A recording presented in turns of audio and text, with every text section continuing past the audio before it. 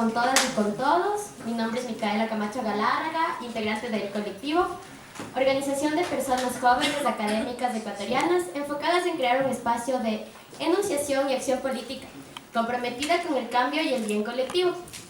Creemos en el respeto a las diferencias políticas, a las diferentes posiciones político-ideológicas, en una política ejercida a diario desde la cotidianidad, en el trabajo compartido y participativo, con el compromiso ético con las demás personas, en la transformación colectiva del mundo desde una perspectiva de izquierda, lo que presupone la inclusión necesaria y urgente de la transversalización de varias luchas que se vienen forjando en los tiempos actuales, como el feminismo, ecologismo, animalismo y entre otras.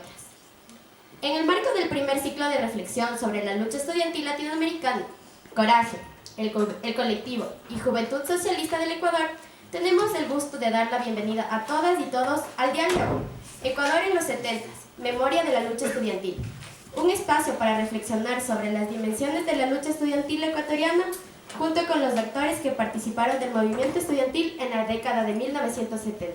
A continuación voy a dar paso a algunos compañeros de Coraje y de Juventud Socialista. De Juventud Socialista a Pedro Paredes.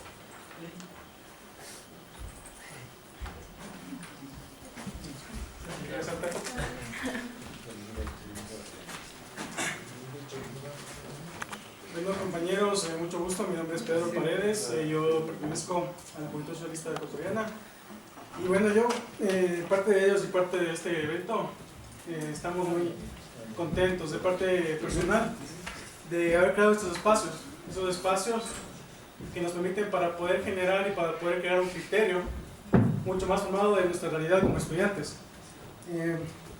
Nosotros comenzamos el conversatorio con el espacio de la masacre de Tlatelolco. No sé si estuvieron ustedes presentes ahí, pudimos conversar un poco y en realidad la batalla es un referente para toda la juventud. ¿Por qué? Porque en ese año justamente no solo fue la batalla, sino fueron muchos eventos que a nivel mundial han sido inspiración para que ahora las juventudes latinoamericanas... Perdón, que está ahí. Está haciendo que hablar. Ya. O sea, ha sido como una inspiración para las juventudes latinoamericanas, para nosotros también poder reclamar por lo que es nuestro, por el conocimiento, por lo que nos pertenece en realidad. ¿Sí? Yo recuerdo que cuando yo era estudiante de la universidad, ya muy poco se veía ese carácter revolucionario, ese carácter de disputa, de sí, sabes que tú estás en lo correcto, pero yo también estoy en lo correcto, yo pienso esto, de tratar de debatir. Eso, principalmente en las universidades, se ha perdido con el transcurso de los años. No sé si les pasa a ustedes también en las universidades, que los mismos profesores son los instrumentos para que nosotros nos asumamos en un total silencio y no podamos proclamar lo que en realidad nos corresponde. Entonces, estos eventos precisamente son para eso, para que nosotros nos demos cuenta de cómo en la actualidad los jóvenes estamos viviendo estos tiempos difíciles, estos tiempos de cambios, pero sin dar un criterio formado de lo que está pasando. Esto forma parte de nuestra formación como estudiantes y precisamente el objetivo de nosotros es que nosotros generemos una conciencia social a partir de los temas que hemos tratado, la masacre de Tlatelolco, el Mayo francés y ahora con las luchas universitarias de los 70. Eso es por mi parte, agradecerles mucho, me gusta mucho eso de estos espacios y creo que eso es todo para poder comenzar. Okay.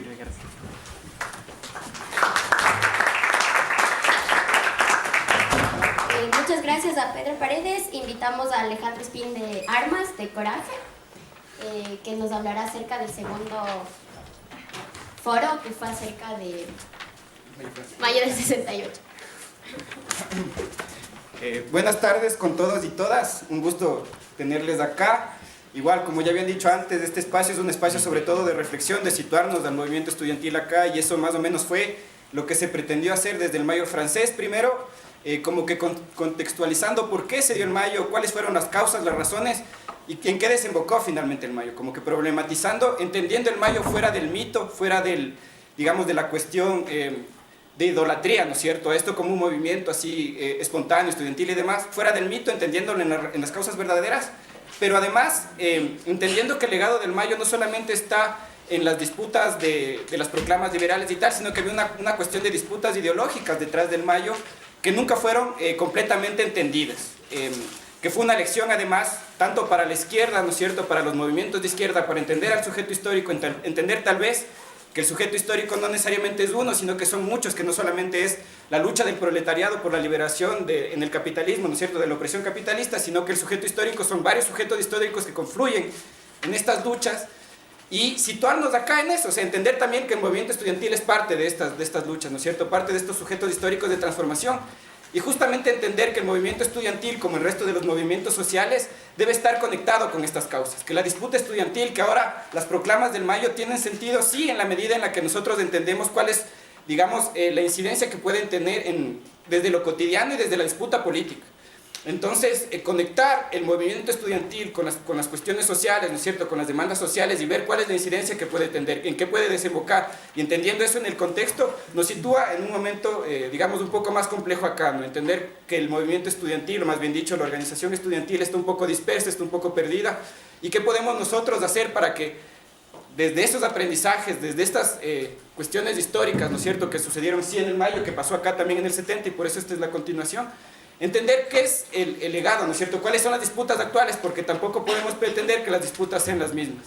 Entonces, entender que tal vez ahora el momento histórico exija rever qué es lo que pretende el movimiento estudiantil, pero necesariamente eso tiene que estar conectado también con la cuestión social. No podemos entender el movimiento estudiantil aislado, por un lado, ¿no es cierto?, no podemos entender la lucha estudiantil solamente por las cuestiones estudiantiles. Debemos disputar espacios de academia, además, debemos disputar espacios de democratización del conocimiento, pero además debemos disputar también los espacios digamos, de la contrahegemonía. Entonces, desde eso básicamente el legado de allá, y eso, muchísimas gracias igual.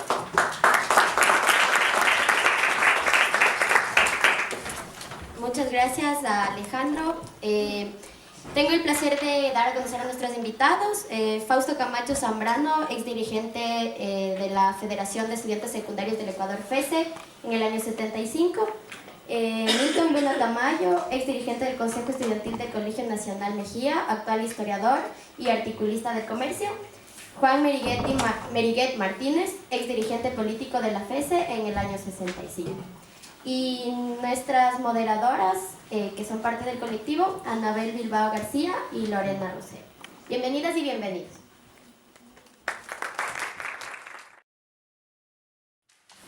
Bueno, muy buenas tardes con todas y todos. Bienvenidos a este evento Ecuador en los años 70, Memorias de la Lucha Estudiantil. Como una breve introducción, este evento tiene como espíritu principal recoger la memoria histórica del movimiento estudiantil y contextualizarla en su procesualidad. Es decir, nos gustaría que a partir de este espacio podamos reflexionar la lucha del movimiento estudiantil tanto en los años 60, 70 y cómo estas experiencias de nuestros invitados y la discusión que vayamos generando pueda darnos luces para también discutir la incidencia del movimiento estudiantil en la actualidad. Le paso la palabra a Anabel para que nos explique sobre la metodología. Gracias, Lore. Bueno, buenas tardes con todos. Gracias por darse un tiempo y acompañarnos en el tercer evento de este ciclo de reflexión que hemos organizado entre Coraje, Juventud Socialista y el colectivo. Bueno, a continuación lo que les vamos a comentar es la metodología. Queremos que se sientan a gusto en este espacio, como un espacio horizontal, como lo hemos construido en colectivo. Siéntanse cómodos preguntando al final, ya les voy a decir en qué momento, pero trataremos de que este sea un espacio de diálogo, en un espacio en el que ustedes puedan compartirnos sus interrogantes y que entre todos podamos ir generando reflexiones que nos orienten a cómo podemos visualizar a la lucha estudiantil hoy. Con dos miradas, una puesta en cómo se gestaba en los 70, qué es lo que se pensaba, cómo se lo organizaba, y la otra puesta en el día de hoy. Para el desarrollo del diálogo nosotros hemos preparado dos preguntas, para lo cual les pediremos a cada uno de nuestros ponentes, Fausto, Milton y Juan, que destinemos entre 4 a 5 minutos para responderla. Y después de estas 2 rondas de preguntas nos abriremos a preguntas del público. Eso, Lore, cuéntanos la primera pregunta. Bueno, entonces, en este contexto que hemos dado, la propuesta de pregunta que les hacemos es ¿qué implicaba la lucha estudiantil en los años 70? ¿Cuáles eran las principales demandas, problemáticas afrontadas? ¿Cómo se posicionaban en público y cómo se organizaban? Por favor. Bueno, muchas gracias. Creo que es importante empezar señalando que es útil el poder recuperar de la experiencia histórica del movimiento y de la sociedad en su conjunto elementos que puedan ser útiles para entender el momento actual y el papel que cada uno de ustedes o cada uno de nosotros deberíamos proponernos cumplir para, digamos, en el caso de los estudiantes y del movimiento estudiantil, tener la opción de diseñar una agenda, una estrategia más que una agenda, conducente a ser protagonistas de cambios en una perspectiva progresista de izquierda. Retrotrayendo entonces, o yendo directamente a la interrogante planteada respecto de qué implica la lucha, o qué implicaba la lucha estudiantil en el 70, cuáles eran sus motivaciones, en qué se expresaba, pues básicamente partiré de la propia experiencia personal. Creo que en lo fundamental, al menos en mi caso, habíamos vivido o vivíamos mientras era estudiante secundario un gobierno militar dictatorial que había iniciado en el 72, que había reemplazado al gobierno dictatorial igualmente de Velasco Ibarra, y digamos el movimiento estudiantil secundario del cual puedo dar fe, por así decirlo, se circunscribía en lo fundamental a reivindicaciones que más que propias de los estudiantes tenían que ver con reivindicaciones que eran de la sociedad y que venían de todo un contexto internacional que ustedes bien lo han señalado y que venían de años atrás. Creo que mayo del 68 marca un hecho histórico, digamos, y que tiene una proyección hacia la década del 70, y este viene también, digamos, el mayo del 68 tiene que ver con, digamos, toda un acumulado que también tuvo como referencia y que no dejó de ser un referente en el 70, de la Revolución Cubana en el 59. Hablando de América Latina particularmente, más allá de que ese proceso en Cuba tiene una proyección que va más allá del continente desde mi particular punto de vista. Entonces, lo del 70 y luego en el movimiento estudiantil en el secundario en el 75 no estaba exento de la influencia importante de aquellos planteamientos de la rebeldía de la juventud. Y que se habían expresado pues, en procesos como los dos que acabo de señalar. Y en los colegios, en la educación pública, había una estructura muy vertical. La educación pública de los colegios fiscales se caracterizaba por una acción muy vertical, muy represiva, muy controladora, desde la concepción digamos, de los profesores del magisterio, conducente a efectivamente disciplinar a los estudiantes en función de conceptos, en función de actitudes. Eso entraba en una clara contradicción con una, digamos, actitud juvenil de irrumpir con ruptura de prototipos, de estereotipos, en términos, por ejemplo, de vestimenta, por ejemplo, de la forma del pelo largo, que era algo inaceptable, casi delictivo, por parte de los profesores, del magisterio en general. Cosa que es impresionante, que todavía en algunos casos se proyecta hasta la actualidad, sí, porque no es un tema que haya desaparecido. Sin embargo, creo que es bastante distinto a lo que en este momento sucedía. Pero entonces, ese tipo de hechos que parecerían ser no trascendentes, desde mi particular punto de vista muy trascendentes, se vinculaban a estos otros elementos de la política, inclusive internacional, en donde se reivindicaba la posibilidad de temas como libertad, de temas como el poder hacer lo que uno quiera, justicia, que eran elementos que tal vez no con una profunda comprensión de aquello, siempre son motivadores en la temprana juventud.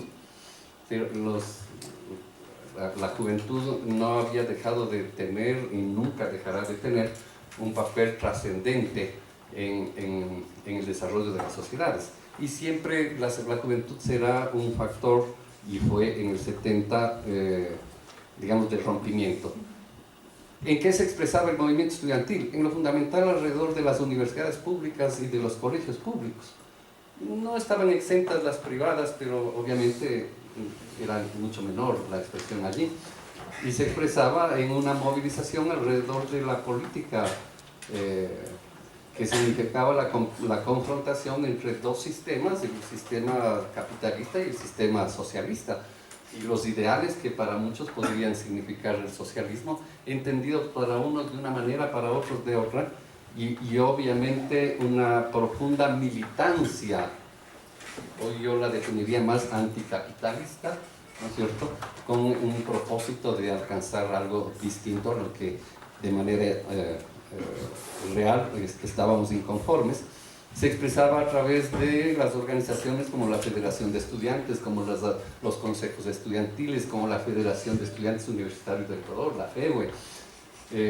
Bueno, en las católicas, en las privadas también habían organizaciones estudiantiles que eran los vehículos de organización y a través de los cuales se expresaban, ¿no?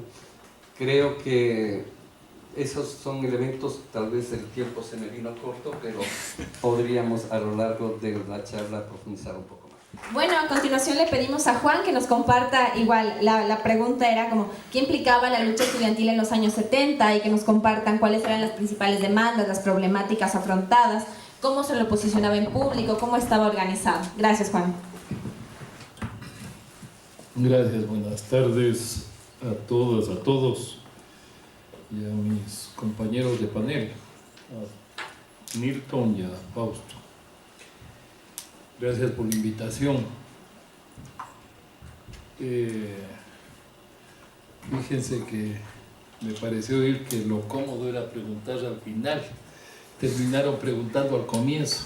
Entonces, está bien, así cambió el método.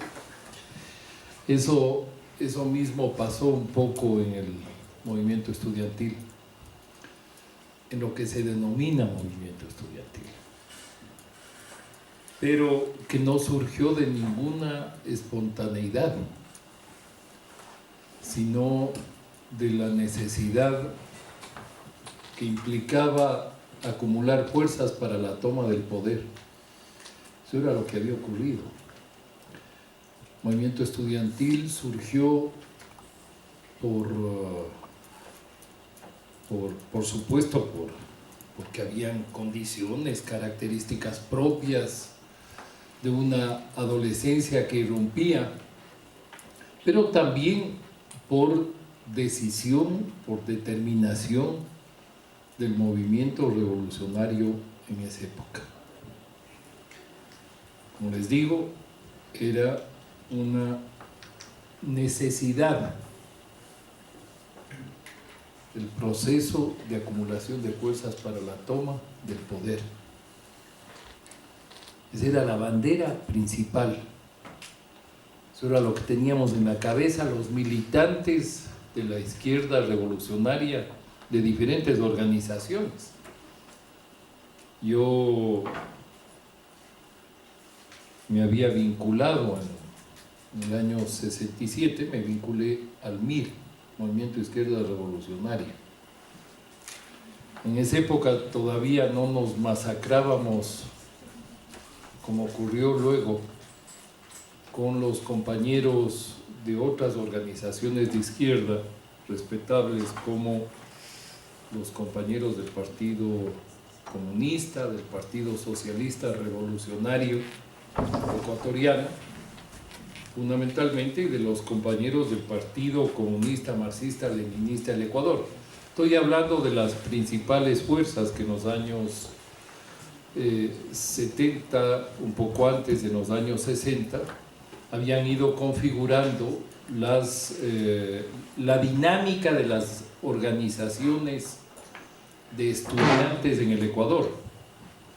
El año, cuando se dice el movimiento estudiantil en los años 70, hay por supuesto un pico, y por eso se dice el movimiento estudiantil en los años 70. ¿Sí?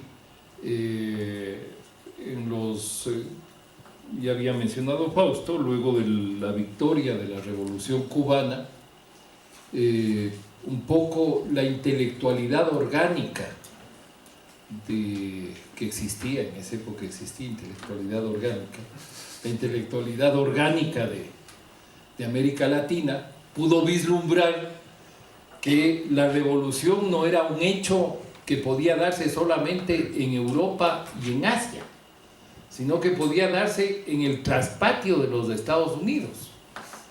¿Sí? Es decir, ya nuestros referentes no eran solamente las luchas de otros pueblos, de otros continentes, sino la lucha de los pueblos de América Latina. En esa época no se sumaba al Caribe como se suma ahora, ¿sí? Porque todavía se desconocía, a veces grotescamente, por ejemplo, el papel que había jugado Haití para que nos liberáramos nosotros de la colonia española. Pero se vislumbra, se dice, mira, la toma del poder está a la vuelta de la esquina.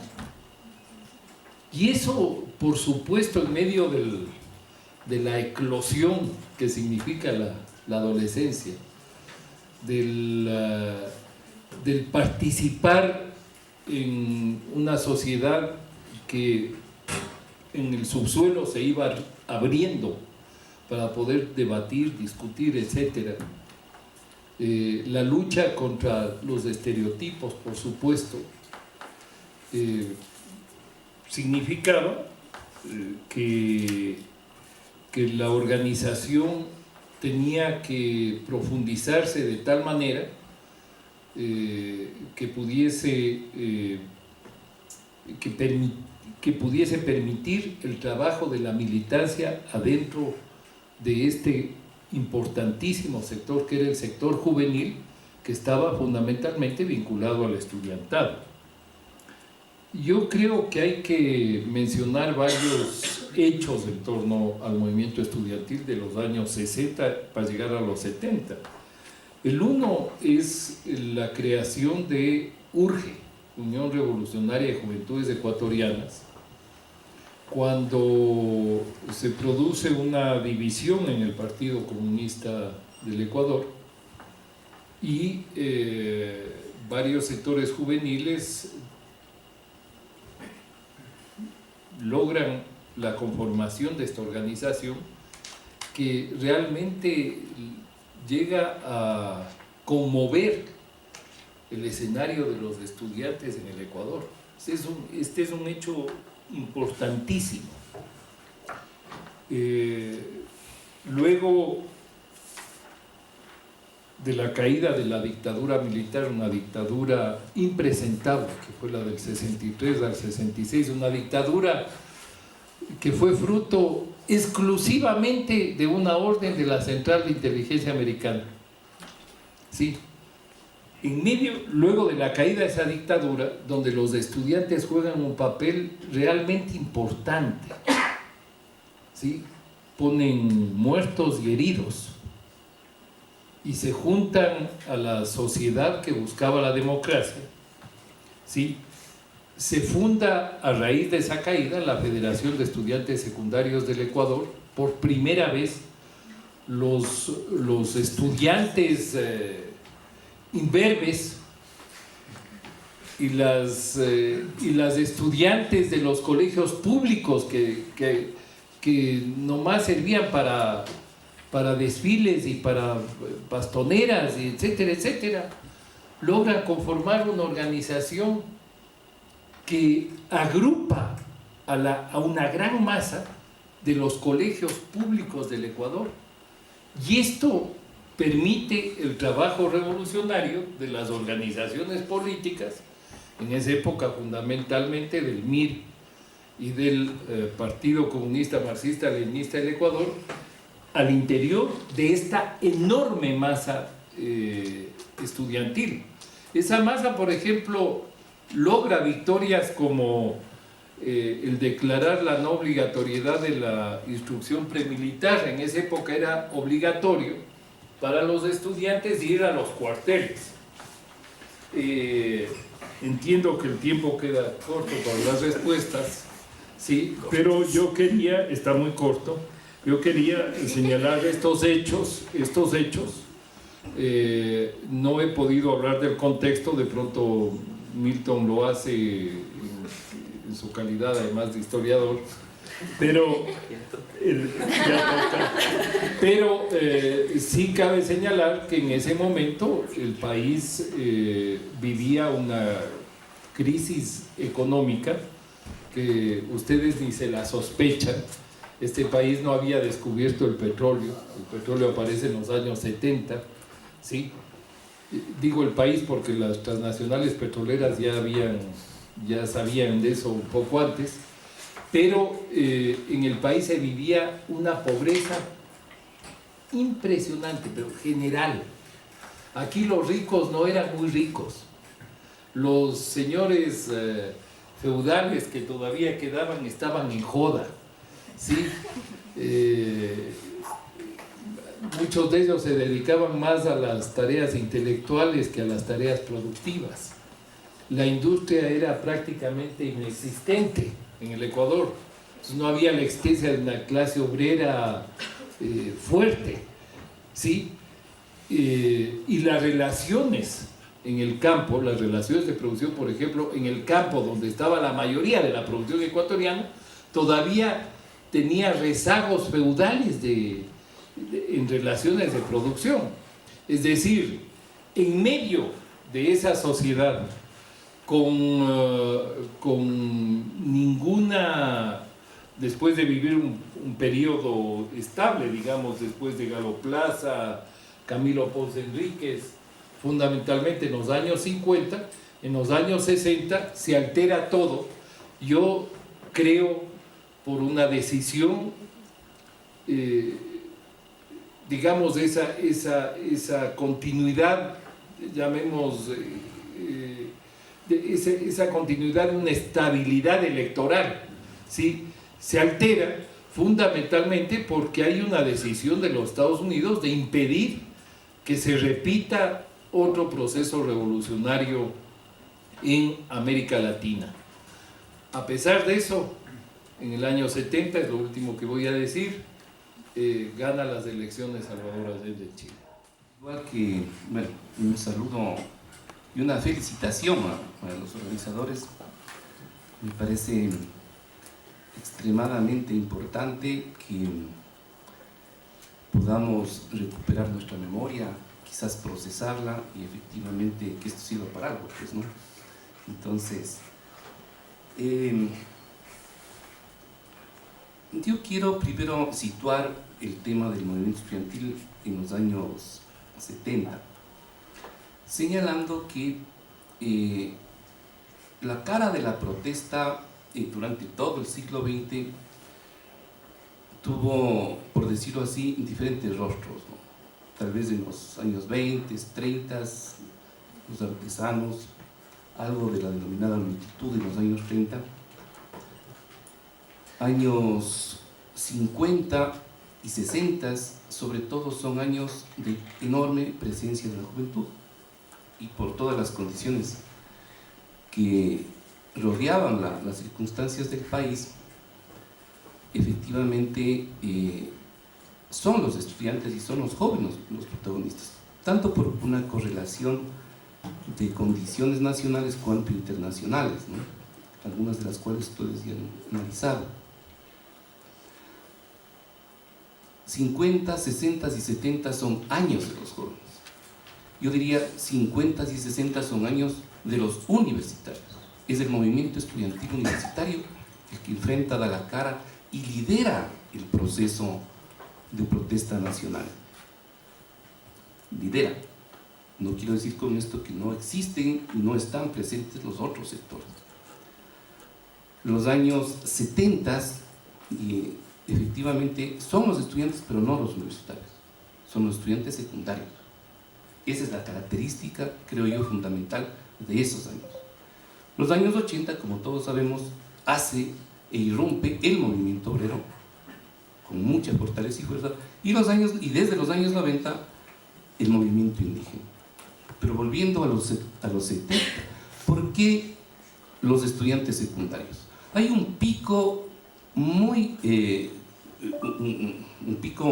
fuerte de la participación social y del movimiento estudiantil a finales de los 60 e inicios de los 70, que está dado también por una muy fuerte reacción de parte del poder, en este caso Velasco Ibarra, que se declara dictador. Pero hay que situar y hay que destacar que en 1969 son masacrados los bachilleres en la casona universitaria de Guayaquil bajo el grito, bajo la consigna del libre ingreso. Es decir, la convulsión de los 60 se condensó a finales de los 60 y efectivamente esto derivó en la dictadura de Velasco, en graves condiciones económicas, sociales del país, gestadas básicamente por el deterioro de la producción y exportación del banano. Entonces, esta situación de enorme represión, fundamentalmente contra el movimiento estudiantil universitario, derivó en la clausura de la Universidad Central. Esto, con toda seguridad, que debe haber pasado personalmente, desencadenó una enorme represión a los dirigentes sociales y particularmente a los estudiantes, el asesinato de Milton Reyes, que era presidente de la FEUE, en fin. Ingresa en los 70 profundamente debilitado el movimiento general de protesta, de acción política desde el lado juvenil, universitario, y esto crea las condiciones que en los primeros años de los 70 se construye una resistencia y acción desde los colegios. En esto yo desearía aportar en el siguiente sentido.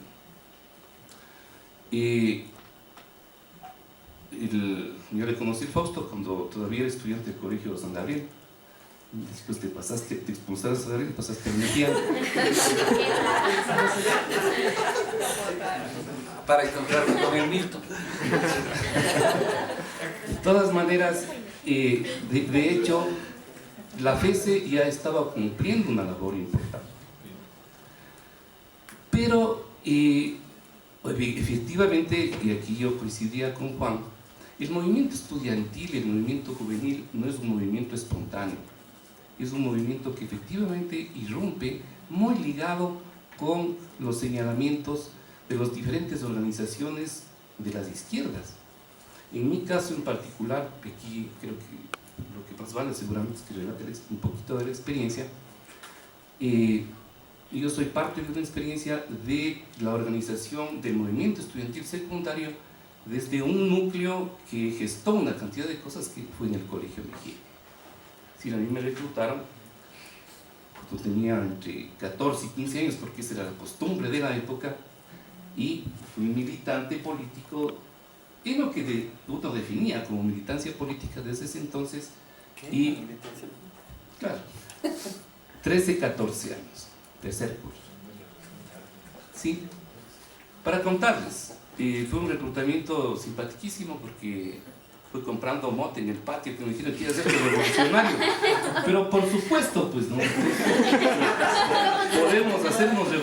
Y claro, tienes algunos amigos, medio curso se reclutó.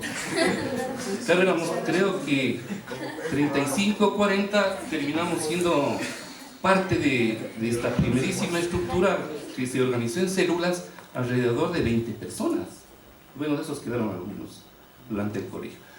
Para contarles que lo que se gestó en esa ocasión en el Colegio Mejía se irradió, es decir, esta fue una experiencia desde el MIR, no de tu MIR, del nuevo MIR seguramente, porque ahí hubo diferentes fracciones.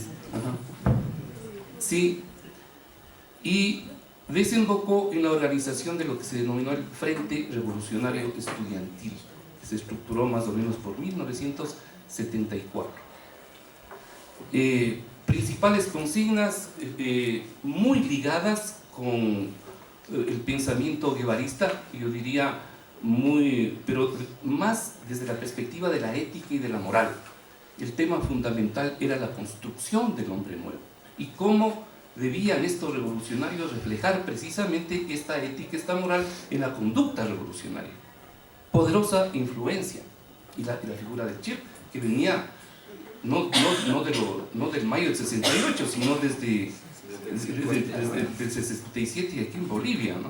Es decir, muy fuerte, muy poderosa esa influencia. La otra, la versión diría setentera del marxismo y particularmente del leninismo. Y del leninismo en el sentido de señalar que había que necesariamente construir el partido que lidere la revolución en el país, porque efectivamente, como señalaba Juan, la frontera era la revolución, y además la revolución estaba a la vuelta de la esquina, y todos nos preparábamos para esa experiencia. Es decir, era una experiencia gloriosa en donde con toda seguridad concluía en muchos casos, nuestra versión conductual, moral, cultural desde la iglesia. Yo creo que sucedió eso. ¿Sí? Y efectivamente toda la ciencia revolucionaria que venía a través del marxismo. De hecho, esto desembocó en que se construya una alternativa cuya consigna fundamental, entendido que el líder central era el movimiento obrero, entonces los estudiantes éramos estudiantes auxiliares de las luchas populares. Este era un concepto que nacía desde la teoría, pero que lo colocamos en las calles. Y así nos definíamos. Estudiantes auxiliares de las luchas populares. Y eso. Y lo otro era entender, y quizás hay una segunda pregunta para relatarles, entender el concepto de la construcción de una organización social consciente. Es decir, el tema no era ir hacia procesos sociales y políticos, sobre todo en la inconsciencia, sino era la necesidad, por eso lo leninista, de la construcción de conciencia social. ¿Cómo construyes conciencia social? Formándote. Entonces, unías eso con el tema de la ética y de la moral, entonces había que construir revolucionarios, y esa era un poco la consigna, ¿no? Cuando nos reclutaban, súper buenos estudiantes, si no, no podía ser revolucionario, efectivamente con el estudio como una primera y necesaria condición, a tal punto que en las células nuestro coordinador se llamaba capacitador. ¿Sí? Y la manera como fuimos entendiendo la lucha en las calles es interesantísima, porque la idea era, si éramos auxiliares de las luchas populares, salir y utilizar la movilización básicamente en las calles para trasladar el mensaje, la propuesta de cambio, la revolución, vía la movilización del colegio, en este caso el Colegio Mejía, hacia los barrios. Entonces la principal consigna era: nos organizamos, organizarse es comenzar a vencer. Entonces era el problema de organizar a la sociedad civil, bueno, ahí le toco unos elementos, Eso de ¿no? civil ya. Sí, pero organizar a la sociedad. Organizar, y en este caso era trasladar la lucha estudiantil rompiendo el cerco policial hacia los barrios, hacia San Juan, en el caso del Mejía, Centro Histórico y La Tola. ¿En qué desbordó? Para hacerles un cuento bien fácil. En que, frente a determinado tipo de medidas de la dictadura, sobre todo en 1976, que se elevó el precio de los pasajes, rompimos todos los parabrisas de los buses de Quito, se bajó de 1.20 a 1, y ese fue el preludio de la famosa Guerra de los 4 Reales, que fue en 1978, cuando trasladamos efectivamente con esta práctica que se le hacía, imagínense en el Colegio Mejía, cada rato nos estábamos movilizando, esta práctica se difundió en toda la ciudad, a tal punto que en abril del 78 se debilitó, surgió la lucha en los colegios, pero se trasladó a la ciudad. Quito se paralizó un mes, salieron los tanques ahí a circular por la ciudad, y en medio de esto, bueno, una cantidad de otros temas que podemos seguir conversando después. Definitivamente, ¿qué aportó el movimiento estudiantil? Aportó dos cosas. Aportó la organización social, al fortalecimiento de la protesta y sobre todo, diría yo, a la democratización del país.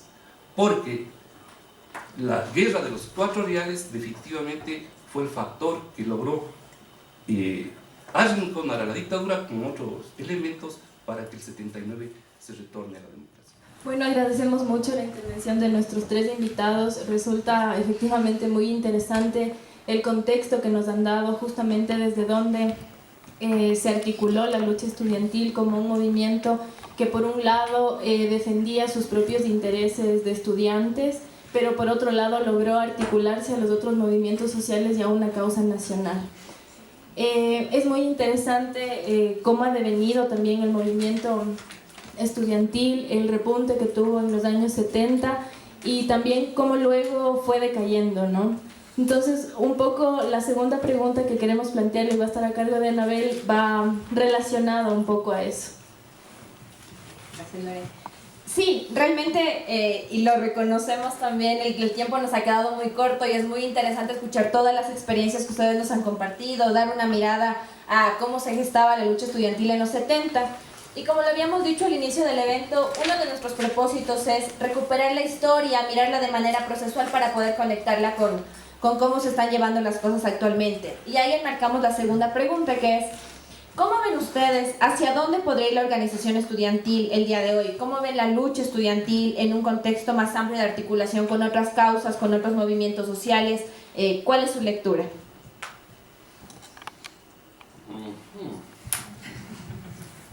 Bueno, en realidad creo que debería ser una pregunta que podrían contestarla mejor ustedes y que les corresponde a ustedes. Sin embargo, creo que no estamos exentos de dar una opinión para efectivamente conducir hacia algo, digamos, hacia una estrategia un poco más definida, si cabe el término, la acción de la juventud, del movimiento estudiantil y efectivamente cómo cumplir un rol en la actualidad. Tal vez de lo dicho anteriormente, antes de ir a la respuesta de la pregunta, sí, yo quisiera tal vez coincidir básicamente con lo que se ha señalado en cuanto a una expresión del movimiento estudiantil muy importante y sí creo que habiendo, como efectivamente había la conducción política de organizaciones políticas que se reclamaban como la vanguardia de la revolución, todas y cada una de ellas, y el de al lado no era vanguardia, el de al lado era enemigo. Claro, el pequeño burgués era el equivocado, el reformista, el revisionista, o como quiera que sea, ¿no? O el ultraizquierdista, y difícilmente con el Milton no podíamos sentarnos a debatir como estamos debatiendo ahorita. No, para nada, imposible. El Milton era enemigo, el Fausto era enemigo del Milton. Y así por el... Eso era así. Esa es una verdad. Sí, así es. Eso era una verdad, y una verdad que conducía finalmente a afectar ese movimiento. Pero en el momento en que ese movimiento, irrumpía alrededor de reivindicaciones que iban más allá de la sociedad, digamos, del movimiento estudiantil propiamente dicho, y asumían reivindicaciones de la propia sociedad, pues quedaban actores actuando alrededor de eso con su propia reivindicación de ser la vanguardia, ¿no es cierto?, pero que finalmente confluían alrededor de un mismo hecho, como la Guerra de los Cuatro Reales, por ejemplo, u otras, ¿no? Habían elementos en los cuales, independientemente de esa posición, pues esa fotografía es una fotografía del entierro de Milton Reyes, donde no dejaron de confluir, yo no estaba presente, pero de lo que sé, ninguna de las organizaciones políticas, porque finalmente había enemigos comunes, por así decirlo, y de hecho no es por así decirlo, era así, esa era la realidad, ante la cual las diferencias desaparecían momentáneamente, pero efectivamente no dejaban de existir. Bueno, en cuanto a la perspectiva, cómo y hacia dónde, pues yo personalmente creo que la juventud tiene un papel muy importante que cumplir en cualquier sociedad. Una sociedad donde la juventud no sea un espacio de la propia sociedad que rompa paradigmas, que cuestione las circunstancias en las cuales se desarrolla el país, se desarrolla la vida, es una sociedad que estaría castrada en la posibilidad de avanzar con mayor celeridad hacia, en general, condiciones diferentes de vida, hacia condiciones diferentes del ejercicio de los derechos, de las libertades. Y si es que los estudiantes no asumen, en el caso de los estudiantes, pero hay otros segmentos de la propia juventud que no necesariamente se relacionan alrededor del quehacer estudiantil. Obviamente hay una gran ventaja en los estudiantes, pues independientemente de intereses que pudieran tener diversos, que de hecho existen, están necesariamente por su actividad juntos. Y entonces allí hay una gran masa en los colegios, en las universidades, que están juntas alrededor de otro tema, es su formación. Sin embargo, ahí se expresan las necesidades. Y creo que parte, al menos de mi experiencia, recogiendo la experiencia del propio 70, una de mi propia experiencia, de las discusiones alrededor de qué debía ser la FESE, aparte de, obviamente, cumplir ese papel político, era cómo no divorciarte de la gran mayoría de los estudiantes si es que tu discurso era exclusivamente político alrededor de la perspectiva de la acumulación de fuerzas para la toma del poder. Y ahí tenía que ver cosas como tan elementales como el tema de esa actitud vertical que existía en los colegios a los cuales yo me refería, de esa imposición, de esa disciplina a puñetes inclusive, porque había violencia muy alta de parte de las autoridades de los colegios, ¿no es cierto? Y había una reacción natural, porque no puede ser de otra manera en un ser que se siente libre, una persona, de rechazar aquello. Entonces, cómo enlazar lo uno y lo otro era parte de la discusión que siempre teníamos, al menos en nuestro caso, para que efectivamente acercarle a la gente, más que a conseguir su propia reivindicación, a acercarle a ese proceso de acumulación de fuerzas y de reclutarle como al Milton el reclutando, comprando mote en el patio del colegio, sí, efectivamente, pero alrededor de que tal vez, oye, ¿cómo es posible que no nos dejen comprar mote? O sea, si es que esa era la reivindicación, así lo atraíamos para luego ir a otro nivel. Pero lo mismo, trayendo a la época actual, es lo que desde mi particular punto de vista tiene que suceder, teniendo hoy mayor conciencia absolutamente mayor conciencia. ¿Por qué? Por la capacidad de acercamiento al conocimiento mucho mayor que tiene ahora el estudiantado respecto al que teníamos nosotros.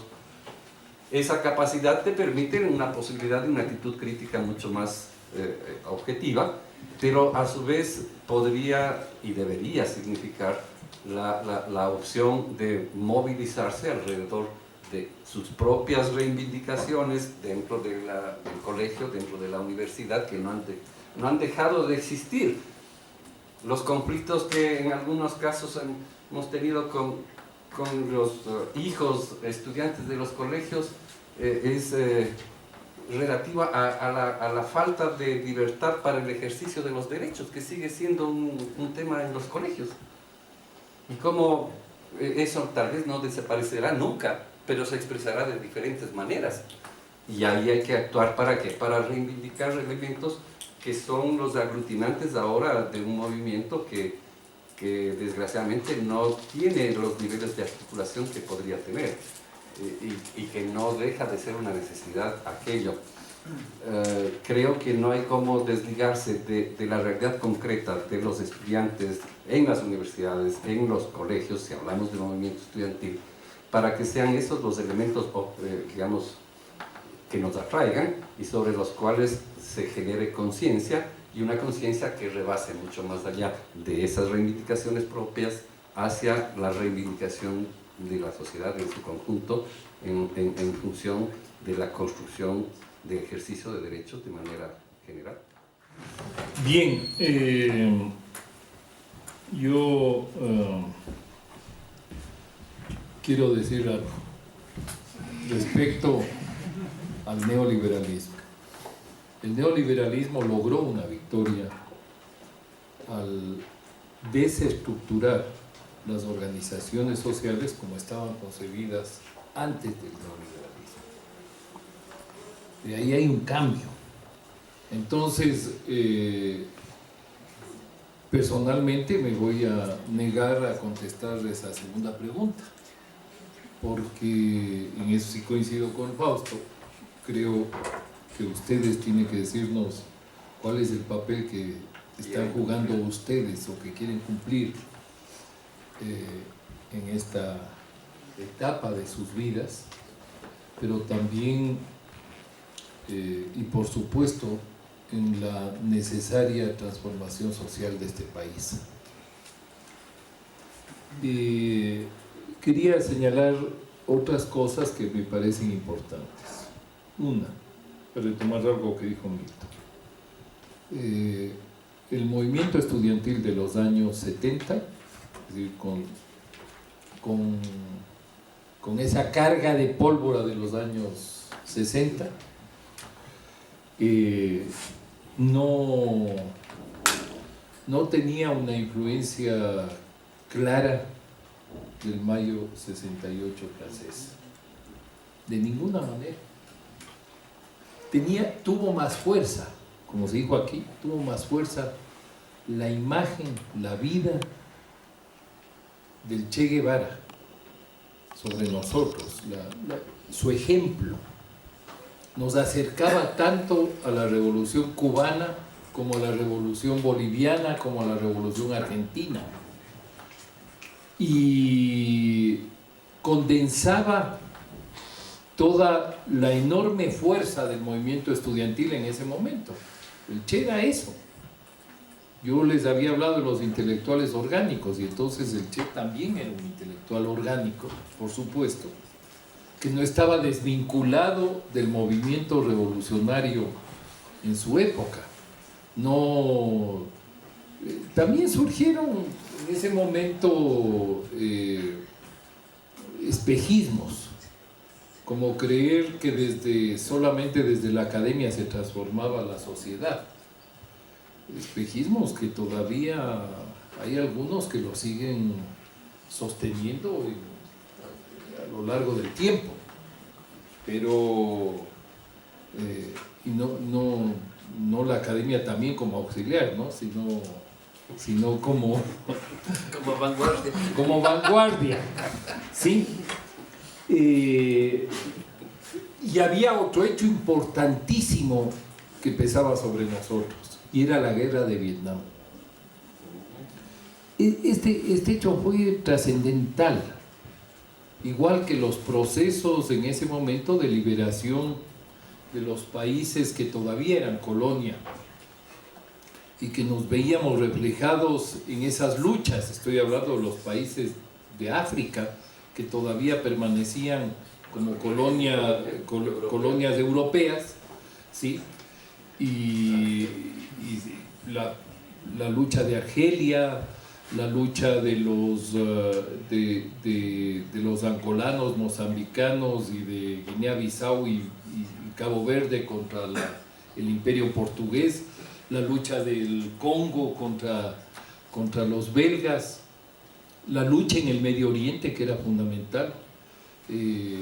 Las Naciones Unidas habían constituido el Estado de Israel en el territorio de una Palestina dividida por el imperio inglés, que al salir dejó rompiendo eso en ese territorio, en varios estados, y se había creado el Estado de Israel, mermando territorios a Palestina. Eso se aceptó porque entre los palestinos y los israelitas eran primos, hermanos, y se llevaban como primos siempre, ¿sí?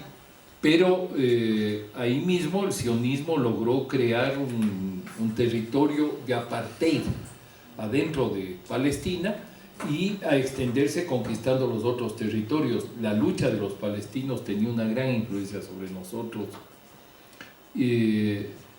Todos estos hechos, por supuesto, nos acercaban mucho más a la revolución.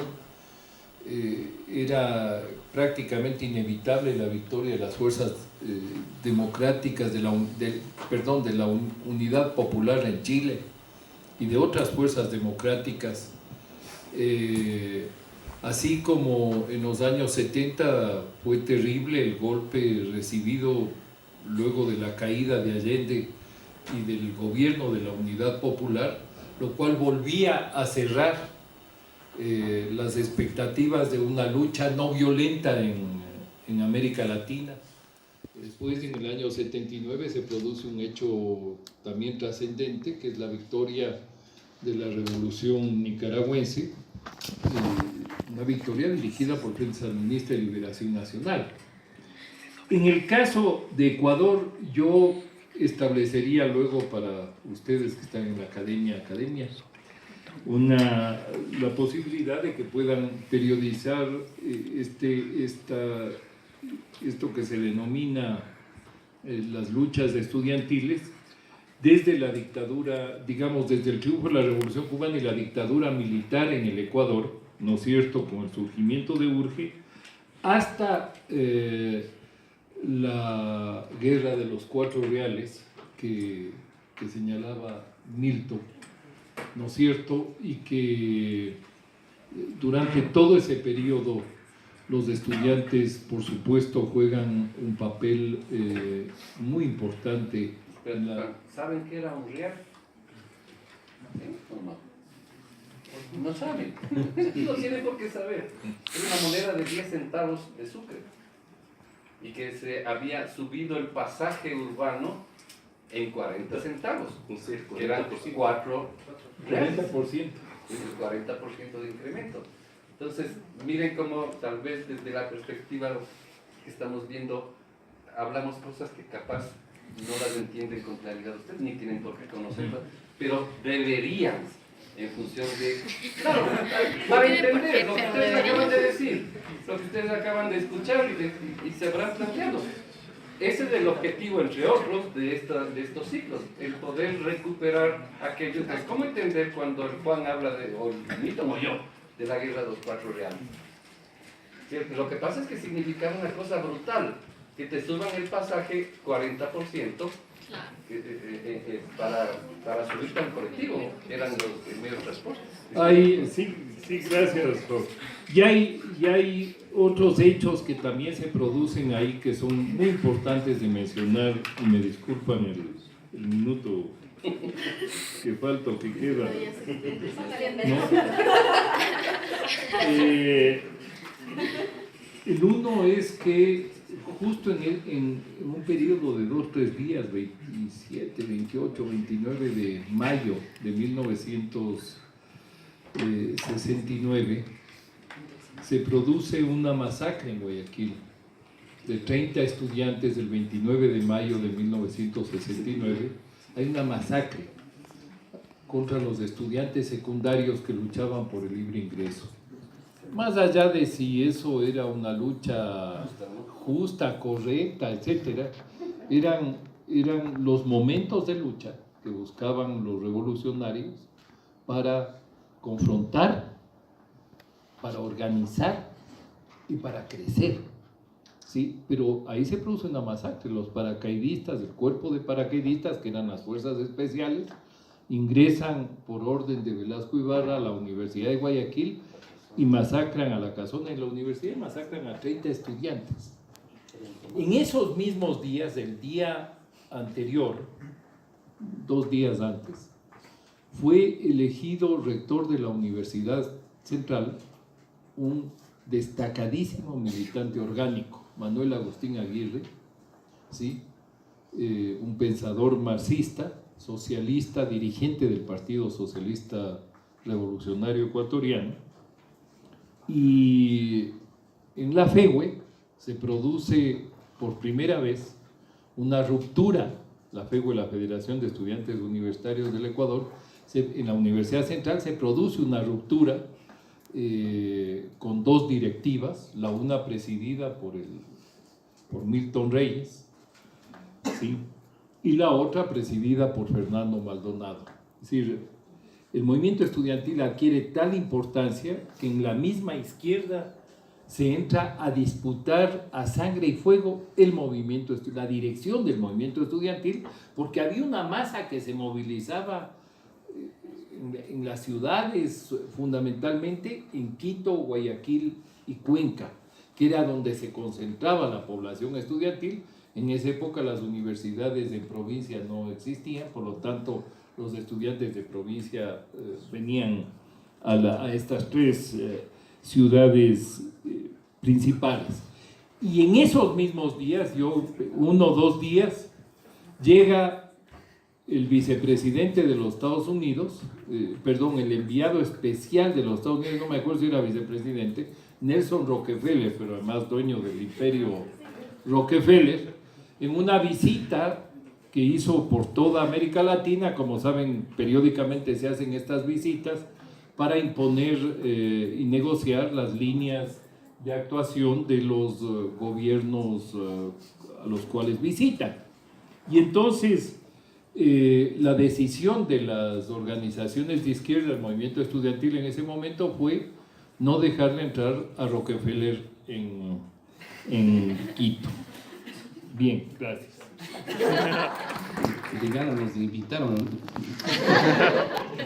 De esto que no podemos hablar nunca en estos espacios, increíblemente. Todo lo que hablábamos en el 70 no nos Y es que no le da la palabra al Víctor Hugo, que está atrás, también es testigo de cargo. Así es. Yo quería también recuperar lo de los 70 y trasladar tal vez a la pregunta que se nos plantea el día de hoy, ¿no? Y una experiencia que tuvimos desde el FRE, desde el MIR,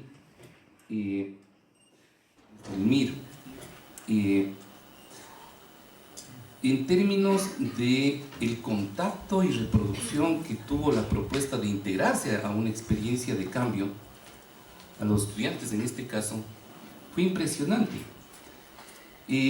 Nosotros arrancamos, por supuesto, nos tomamos el Consejo Estudiantil del Colegio Mejía, simultáneamente 2 o 3 consejos estudiantiles adicionales, porque además queríamos disputar la dirección de la FESE, pues por supuesto.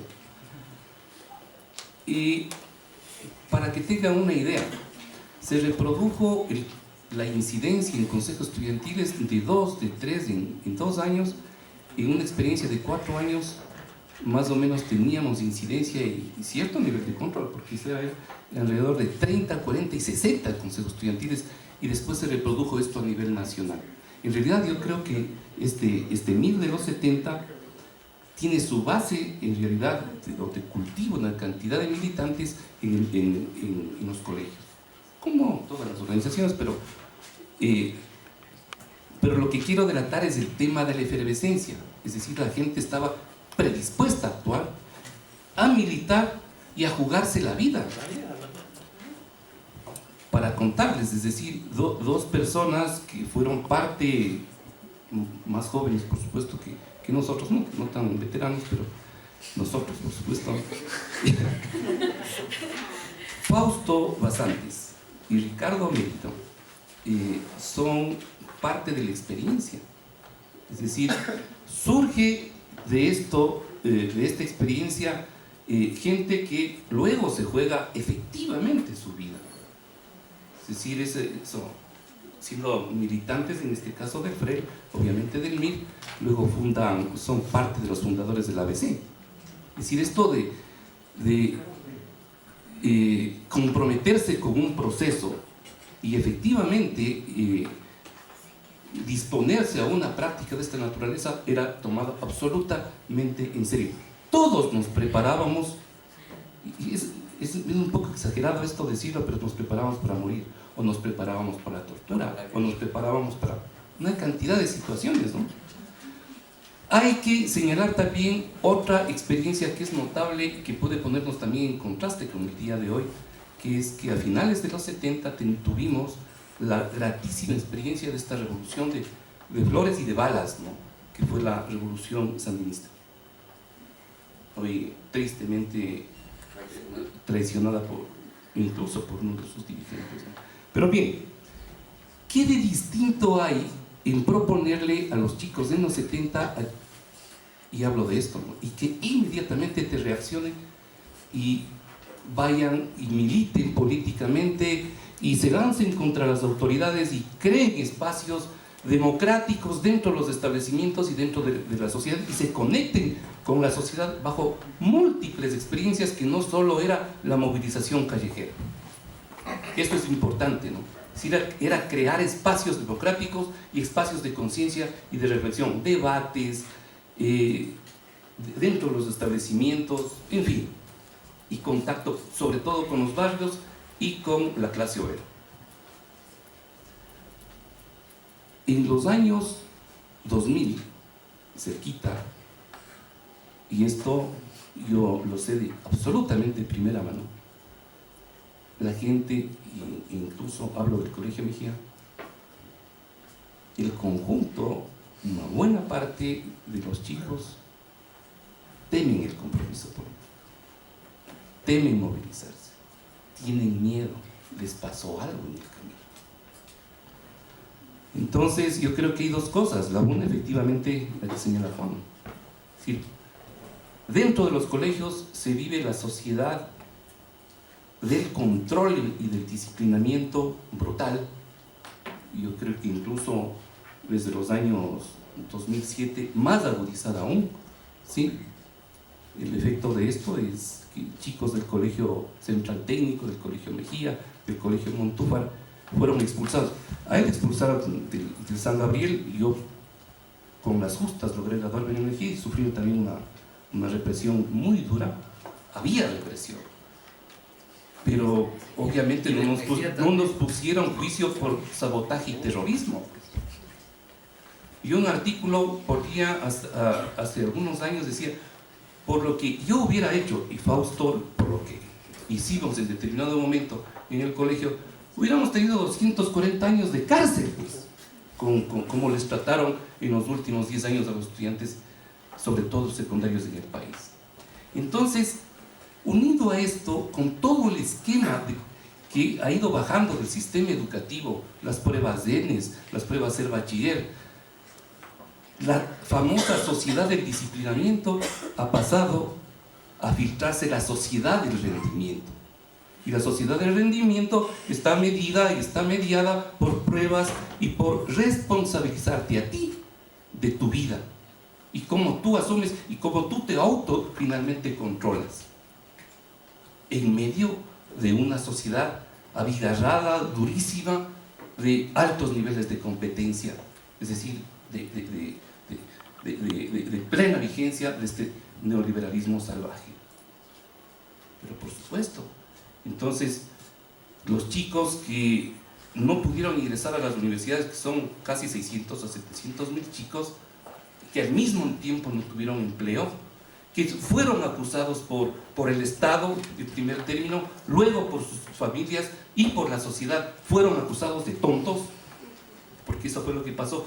Se responsabilizaron de eso, y es tremendamente dramático observar lo que sucedió con buena parte de ellos, que asumieron esa culpa de la sociedad y del Estado, y lamentablemente yo creo que gran parte de ellos no se vieron como agentes de reacción y de cambio, incluso contra esa situación que les tocó vivir. Y les toca vivir. Seguramente algunos de los que están aquí vivieron esa situación. Entonces, ahí está la explicación, mi querido Fernando. ¿Por qué?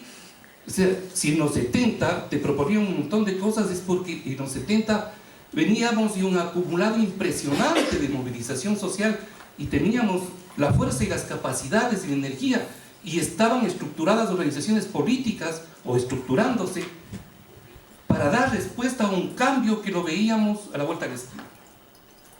Y nos comprometíamos con eso. Es que la utopía y el sueño no estaba lejos, estaba cerca.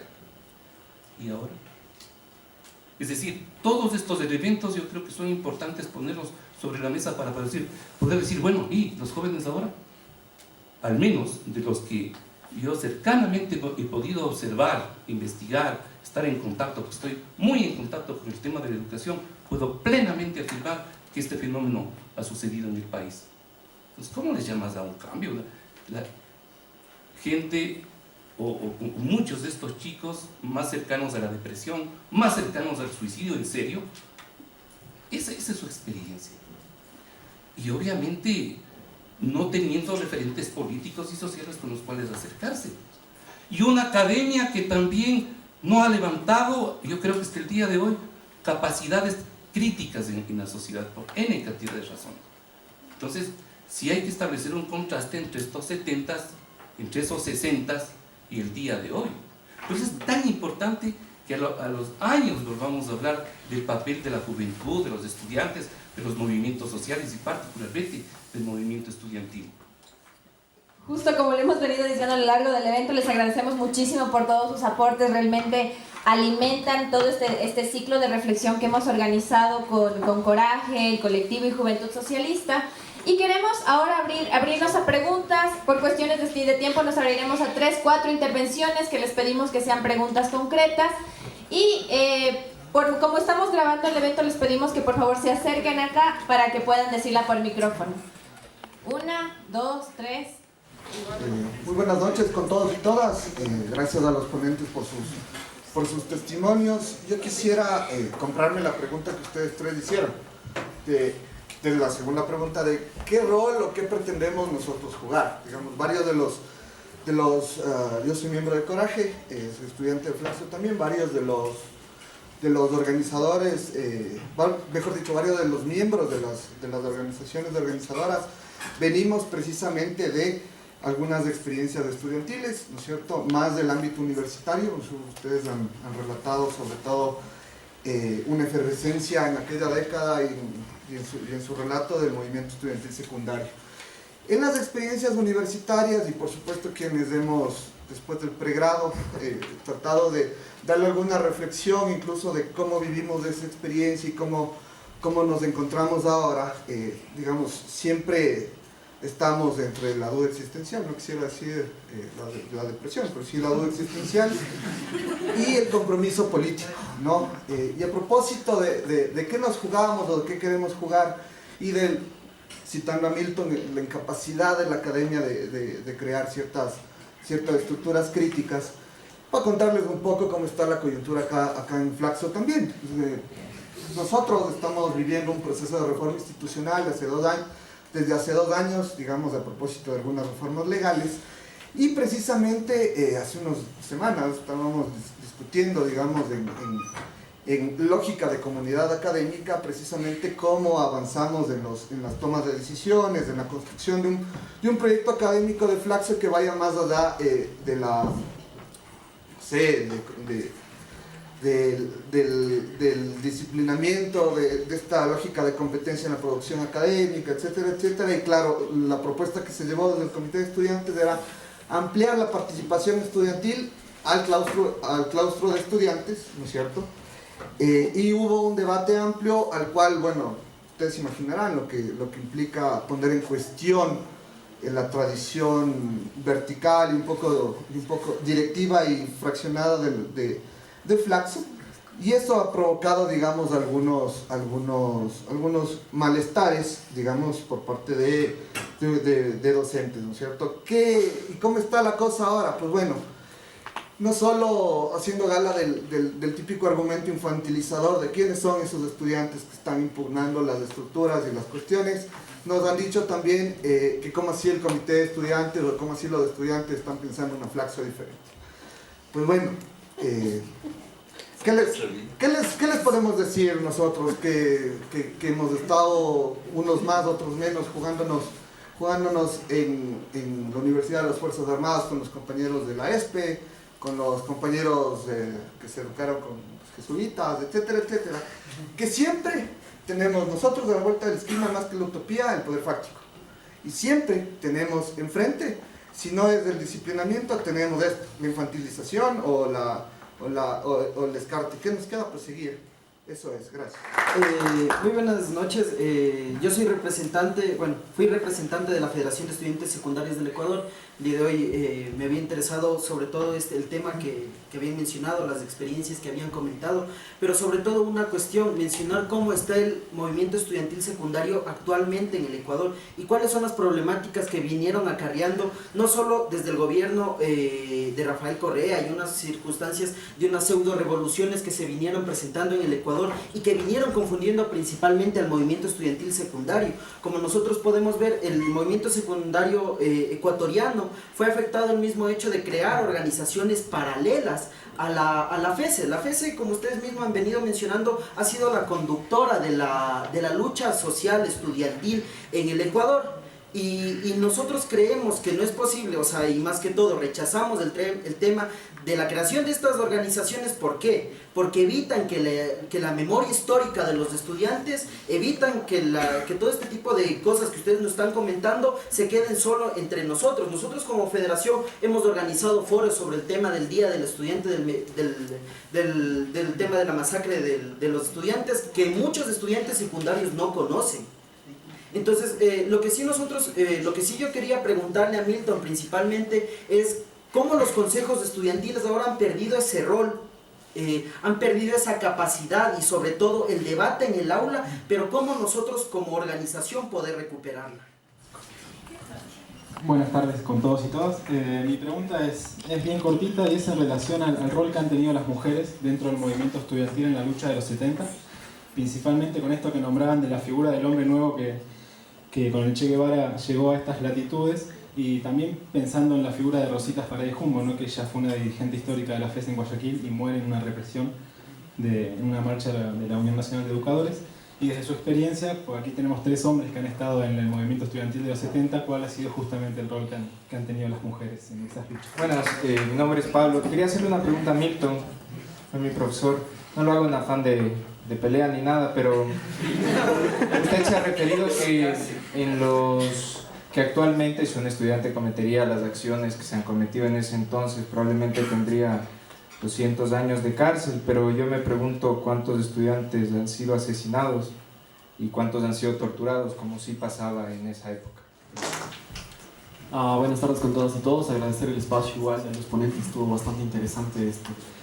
Yo quiero problematizar igual esta última cuestión sobre cómo se concibe a la organización estudiantil en la actualidad, preguntar también y analizar, ver sus perspectivas desde primero, si hay una organización, si hay un movimiento estudiantil como tal dentro del Ecuador en la actualidad, cómo articularlo en esa base, y en otro sentido, cómo pensar además la organización estudiantil dentro de un proyecto país que además no se piense solamente bajo una lógica, que no se piense bajo la lógica de la organización, con mucho respeto, bajo la lógica de la organización ya caduca, una organización que ya pasó, sino más bien que denote también unas nuevas luchas en las cuales se entienda dentro de su momento, que además comprenda este retorno al rol de aliado de agendas, y que además creo que, retomando y aterrizando con la otra pregunta que hizo el compa, cómo ver al movimiento estudiantil también dentro de la lucha de las mujeres, creo que para problemas. Yo tengo dos preguntas súper puntuales.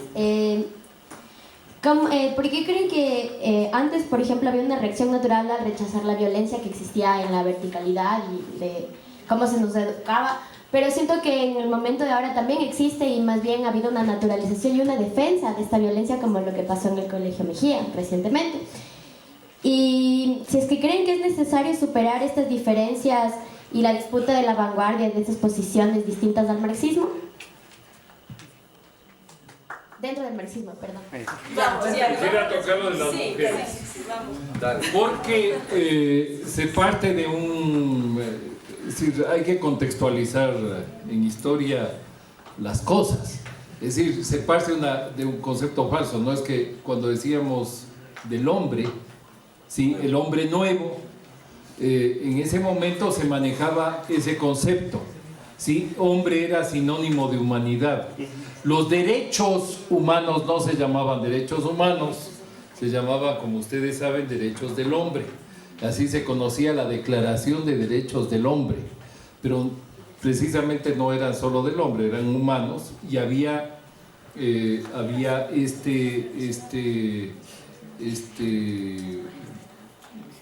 esta tergiversación de un sinónimo, ¿sí? Por supuesto, absolutamente discriminatorio. Yo no es que no fui víctima de represión, fui expulsado del Colegio Benalcázar, después expulsado del Colegio Manuel María Sánchez por la dictadura de Velasco Ibarra. A mí me dispararon en atentado cuando yo era dirigente de la PC. Yo fui presidente de la PC en el año 70. Después tuve que huir, refundirme en unas montañas de la costa durante un tiempo donde aproveché para hacer trabajo estudiantil y campesino. Y luego fui capturado, pasé preso no en el penal, sino en un cuartel militar, torturado, y terminé siendo expulsado del país, porque en esa época todavía se expulsaba del país, es que no fue fácil la vida de dirigente estudiantil en lo absoluto, digo para que quede constancia. Entonces, por supuesto, yo me acuerdo el momento en que me hirieron en un atentado ordenado por el ministro de Defensa Nacional de ese entonces, fue un oficial de las Fuerzas Armadas, un oficial de las Fuerzas Especiales el que me disparó, pero fue en medio de una huelga enorme, organizada, esto de pronto Milton no lo sabe, por el Frente Revolucionario Estudiantil, el PRE del Colegio 24 de Mayo, Colegio de Mujeres en esa época. Gracias. Bueno, a ver, a mí me parece que la condición de jóvenes no deja de ser la misma en el año 70, en la década del 90 o ahora en la década del 2010 al 2020. La juventud sigue siendo juventud, aunque ya los que fueron jóvenes en un momento ya no lo son en la misma condición de adolescencia inicialmente, de una juventud luego, digamos, de los 20 a los 30 años, y luego se deja de ser joven. Pero los jóvenes que son jóvenes no pierden determinadas características. Desde mi particular punto de vista, es allí en donde hay que pensar, ¿no es cierto? Y esas características normalmente tienen que ver con que la juventud representa la posibilidad de rebeldía, de cambio, de ejercicio de derechos. Se expresan de diferentes maneras, pero finalmente en la juventud existe, y deberíamos procurar cultivarlo, por así decirlo, esa actitud natural de querer algo distinto, algo diferente. Y creo que ahí radica la posibilidad de recuperar un papel distinto de un movimiento estudiantil que sea, digamos, parte de un proceso que nos conduzca hacia el ejercicio de, efectivamente, los derechos. Y ahí pasa por recoger estas inquietudes que aparecen como nuevas, ¿no es cierto? Y que probablemente lo son, unas de mayor novedad que otras, pero digamos todas las reivindicaciones del feminismo, que en el pasado era, ¿qué era lo que nosotros reivindicábamos, tanto hombres como mujeres? La liberación de la mujer, ¿no es cierto? Y esa era la consigna que desde el marxismo se levantaba, la liberación de la mujer. ¿En función de qué? En función de, efectivamente, digamos, una condición en donde estaba sojuzgada más que los hombres y que no había conciencia de aquello, lo cual no impedía que efectivamente las mujeres estén integradas como siempre estuvieron integradas. Tal vez no lo que... La propia experiencia de la huelga del colegio 24 de mayo, las huelgas que se hacían en los colegios femeninos, ¿estaban alrededor de qué? Pero los dirigentes eran hombres. No, el 24 de mayo eran solo mujeres, había colegios femeninos y masculinos. No nos juntábamos. Pero yo recuerdo hoy una experta educadora que era dirigente del colegio 24 de mayo, Magali Robalino, la compañera Puente, una serie de personas que efectivamente eran dirigentes de sus propios colegios y que no dejaron de ser dirigentes de la Federación de Estudiantes. Eran parte de la Federación de Estudiantes y eran parte de los proyectos políticos. Obviamente no había paridad. Sí, no había paridad. Así es. ¿Ya? Son elementos que han ido avanzando en la sociedad, por supuesto que sí.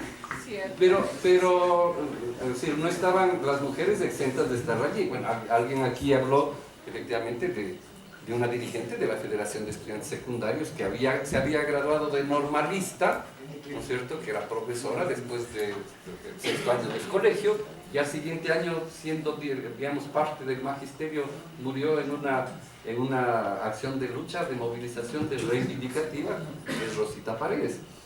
Y que efectivamente, pues entonces, además, dicho sea de paso, entre paréntesis, cada uno reivindicaba sus propios muertos. Entonces, el MIR no reivindicaba a aquellos, pero el MIR reivindicaba a otros. Y el PSML no reivindicaba a los del MIR. Y así era una locura realmente eso. Sin embargo, ahí había una acción en la cual efectivamente había ese compromiso de vida, ese compromiso de la militancia política por una perspectiva que la veíamos, y coincido con Milton, pues a la vuelta de la esquina, ¿no? Y a la vuelta de la esquina era ¿por qué? Sí, tal vez inclusive sin comprender plenamente lo que significaba la consigna de una sociedad socialista, pero en lo fundamental era una vida mejor, libertad, posibilidad de combatir la pobreza, donde adicionalmente los que pudiendo no ser pobres o siendo pobres también, digamos, reivindicaban eso porque les parecía un hecho, o nos parecía un hecho de justicia. ¿Sí? No era concebible para muchos de nosotros, hablo desde la experiencia personal, digamos, que haya gente que coma y gente que no coma. Y como decía el Juan, las condiciones de pobreza en el 60 y en el 70 eran realmente muy complejas, tal vez más complejas que ahora, de hecho más complejas que ahora, ¿no? El acceso a la educación ahora es mucho más universal que en el pasado, pero claro, las condiciones de ese modelo vertical, de ese modelo autoritario, etcétera, han cambiado la naturaleza de los jóvenes. Yo creo que no. Sin embargo, no encontramos hasta ahora. En el pasado, Juan reivindica, y con razón, toda esa condición de esa juventud era canalizada, o sobre ella actuaban organizaciones políticas para reclutar militantes políticos y que actúen dentro del movimiento estudiantil, lo cual no deja de ser legítimo. ¿Y por qué no podría ser eso útil ahora? No digo repitiendo mecánicamente las cosas, pero efectivamente creo que si es que la juventud no proyectamos, ¿por qué las organizaciones políticas han dejado de actuar en ese sentido? entiendo, me atrevo a pensar que es así, y si estoy equivocado, ojalá así sea, que los únicos que siguen actuando en ese sentido como organización política de izquierda son la Juventud Revolucionaria de Ecuador, el PSMLE, el Partido Comunista Marxista-Leninista del Ecuador. Seguramente, ojalá, algunos segmentos del Partido Socialista, hablando de la izquierda, ¿no es cierto? El MIR dejó de existir, el Partido Comunista, que dicen que existe, no actúa.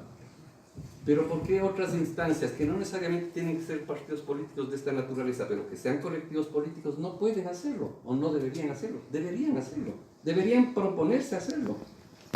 Porque la militancia nace ahí en lo fundamental.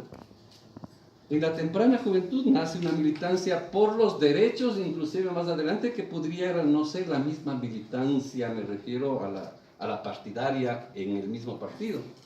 Pero ¿de dónde nace esa conciencia? Hablo de mi experiencia personal. Me atrevo a decir que es la misma del Milton, me atrevo a decir que es la misma del Juan, del Víctor Hugo que está atrás, que es contemporáneo nuestro y que en buena hora que ha venido, y de muchos otros, que no hemos dejado de militar y de pensar en la necesidad del cambio en este país. Y aunque no repitamos exactamente lo mismo que repetía el MIR, que repetía el FREO, que repetía la JRE o el PSMLE en el pasado, hace 30 o 40 años, no hemos dejado de pensar que este país necesita cambiar y que hay que avanzar. Entonces, esos elementos. Un saludo a todas y todas aquí. Me parece prácticamente histórica esta invitación y se debería repetir con un poquito más de tiempo para ir resolviendo algunos temas que solamente han sido mencionados aquí. Yo pertenezco a una generación un poquito anterior a los compañeros que están aquí. Yo ya terminaba la universidad cuando ellos estaban en la FESI. A mí me parece, complementando lo que se ha dicho aquí, retener unas tres cosas. Primero, el contexto internacional en el cual vivíamos no es el mismo de ahora y hay que tener eso en cuenta. ¿Por qué había esta división entre los partidos políticos? Porque había la famosa bronca este-oeste, Estados Unidos, la Unión Soviética. Y luego eso determinó cuando hubo el famoso cisma chino-soviético en que se erigieran dos corrientes políticas para el cambio social o el cambio revolucionario. Los que querían por la vía electoral y que se quedaron pendientes de lo que era la política de la Unión Soviética de Moscú, los comunistas aquí ecuatorianos que se les llamaron cabezones, por seguir obedientemente lo que venía de Moscú. Los que propiciaban la lucha armada venían de dos corrientes. De la China se constituyó el Partido Marxista-Leninista, con algunas decisiones del Partido Comunista ecuatoriano pro-soviético, y algunas juventudes que fueron que se desvincularon de estas organizaciones que constituyeron el MIR y que fueron las de tendencia que se llamaba castrista o guevarista. Pero lo fundamental es que tanto la juventud marxista-leninista como la juventud mirista ponían como, diríamos, dentro de la estrategia la lucha armada. En cambio que en el Partido Comunista prosoviético era la vía electoral. Por eso se dividieron entre revolucionarios y reformistas. Entonces ese es un contexto que hay que tener en cuenta, porque orientaba a la juventud, como se ha dicho aquí, organizarse es comenzar a vencer, lucha a muerte por una patria nueva. Entonces había esta voluntad de entregarse en un proceso realmente confrontacional, ¿ya? El otro contexto que habría que retener es que en ese momento la sociedad no tenía mayor conducción política, como quien dice, afianzada en principios, afianzada en conocimientos, sino que eran las oligarquías que se habían constituido como grupo dominante y desde su ignorancia administraban el Estado. Entonces se tenía que pelear contra gente que no entendía ni siquiera para qué existían, como se ha dicho aquí, ¿no? Eran feudales que querían transformarse en industriales, pero no sabían que era una fábrica. Entonces le mandaban al hijo a Estados Unidos para que estudie ingeniería industrial. Venía el hijo y decía, ha habido que hacer esto, este otro, papito, dame un poco de plata para poner esta fábrica. Y así comenzó la burguesía, como quien dice, industrial nuestra, que después hablábamos de pequeña burguesía. Todo eso era bastante teórico el asunto en relación a la realidad, ¿no? Y esas eran también algunas de las fallas que teníamos, porque no sabíamos con quién mismo pelear, pues. La burguesía eran las familias, o sea, se aliaban dos familias para no pelearse entre guayaquileños y quiteños. El oligarca guayaco le traía a la hija, le presentaba al hijo del feudal serrano, se casaron y estaban hechas las paces. Y las sociedades, averigüen ustedes las vinculaciones de accionistas que hay en las empresas, son descendientes de esos matrimonios, ¿ya? Entonces, desde la izquierda no era tan fácil identificar al enemigo. Entre los compañeros de la izquierda no éramos propiamente enemigos, eran adversarios, hacíamos ese esfuerzo. Al adversario se le respeta la vida, se discute y todo, con el enemigo ya es fuego contigo. Entonces, ese contexto hay que tenerlo, ¿no? La cuestión de la configuración clasista, tanto de la burguesía como del proletariado que recién nacía, el campesinado en sus luchas un poco cerradas. Y la otra cuestión es que cuando ya desaparece la confrontación este-oeste, viene la famosa globalización, se diluye en una serie de postulados. Los compañeros marxistas-leninistas, que eran los pro-chinos, les decían los chinos, ahora ya no se dice eso. Cabezones, ya no se dice eso. Ya desaparecieron en el vocabulario. ¿Ya? Existen desde su posición política, según colaboren o no con el gobierno, pero más nada.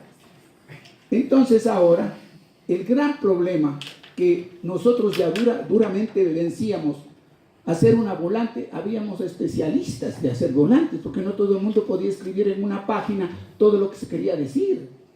Era prácticamente un oficio hacer volantes. Ahora ustedes tienen WhatsApp, el internet, los memes, etc. Yo puedo llegar en un instante, yo no sé a cuántos miles de personas. Nosotros teníamos que ir a repartir las volantes con miedo de que nos caiga la policía, 40 volantes cada uno, no solo 50 nomás, porque me querían dar 100. Para ir a repartir en la Plaza Grande, en la Plaza del Teatro. Eran otros tiempos. Entonces ahora ustedes tienen hasta cierto punto esta facilidad de la comunicación, pero al mismo tiempo la gran adversidad, porque los medios están monopolizados por unas 8 grandes empresas a nivel mundial, y ustedes reciben noticias que nosotros en esa época paradójicamente sí recibíamos. Nosotros sabíamos lo que ocurre en Nicaragua, lo que ocurre en El Salvador, en Irán. La destitución del Shah de Irán, una vez que hicimos una apuesta entre compañeros, le ganó a El Salvador. Más rápido votaron los compañeros de Irán al Shah que los de El Salvador llegar al gobierno. Entonces teníamos esas noticias. Ahora todo está globalizado y le dan con contagotas la versión que quieren los grandes medios. Entonces no se conoce mayormente lo que está ocurriendo a nivel internacional, sino esa voluntad. Ese es el gran desafío que ustedes tienen. A nivel internacional, yo no me meto en el contexto nacional, que ya ha sido bastante relacionado aquí. Y una última sugerencia, si se quiere, es la vinculación de la universidad con la sociedad. Si no hay una relación académica con la problemática social, con los estudios, yo felizmente conozco por trabajo que he hecho de tesis que se realizan en algunas provincias sobre realidades parroquiales, sobre realidades cantonales, que le ahorrarían cualquier cantidad de trabajo a los gobiernos autónomos descentralizados, a los alcaldes. Y no hay empleados públicos que se preocupen de esas tesis, están archivadas. Del desarrollo, por decir algo, de que ha sido tan boicoteado el aeropuerto internacional de La Tacunga, es más grande y mejor que el de Quito de Tababela, por favor. Es boicoteado por Quito. Y existen 2 tesis hechas en la Universidad Técnica de La Tacunga que demuestran esa potencialidad de ese aeropuerto y no toman en cuenta las autoridades. Entonces vean ustedes, si se vincula la experiencia, la investigación académica con las necesidades de la gestión pública, ustedes estarían dando un tremendo paso, siempre y cuando esos estudios sean socializados, publicitados. Gracias. Bueno, les queremos agradecer a nuestros ponentes, Fausto, Milton, Juan, Víctor Hugo Gijón, que también nos compartieron sus experiencias y nos han permitido poner una mirada en cómo se gestó la lucha estudiantil en los años 70. Y bueno, como les mencionamos al inicio, este evento representa el tercer evento y el cierre del ciclo de reflexiones que hemos organizado con las organizaciones Coraje, Juventud Socialista y el Colectivo. Y queríamos, desde algunos miembros de estas organizaciones, dar algunas palabras de cierre, de demostrar qué es lo que hemos aprendido, qué hemos identificado en el transcurso de este ciclo. Así que les pediría por favor a Yura Serrano de Juventud Socialista, a Fer Muñoz del Colectivo y a Kai Castillo de Coraje, que pasen por favor y nos compartan estas palabras.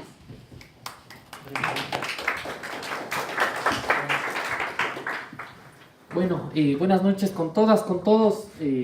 Para no hacer más extenso este espacio que ha sido bastante fructífero, lo único que queremos manifestar desde la Juventud Socialista es que este espacio pensado precisamente en confluencia y con un esfuerzo de estirar la sábana entre todas las organizaciones para pensar un poco más allá de los lugares comunes en los que nos encontramos a la interna de nuestros espacios de militancia y de organización política, precisamente es ampliar la palabra, ampliar un ejercicio de memoria, ampliar un ejercicio de contraste de ideas, de reflexión, y que tengan precisamente en esta convocatoria que se ha realizado el hilo en común, que era pensar el lugar de los estudiantes, de las y los estudiantes en distintos momentos históricos y qué pistas podemos encontrar para hoy día. Vemos que hay muchos puntos de confluencia y muchos en los que es evidente no confluimos, pero la pretensión ha sido un primer momento de reflexión. Sabemos que tenemos que situarnos en nuestro contexto, situarnos al día de hoy, encontrar respuestas, sí, con las pistas proporcionadas de estos distintos espacios, pero que esto depende fundamentalmente de un ejercicio de los estudiantes, de las y los estudiantes que estamos hoy día acá.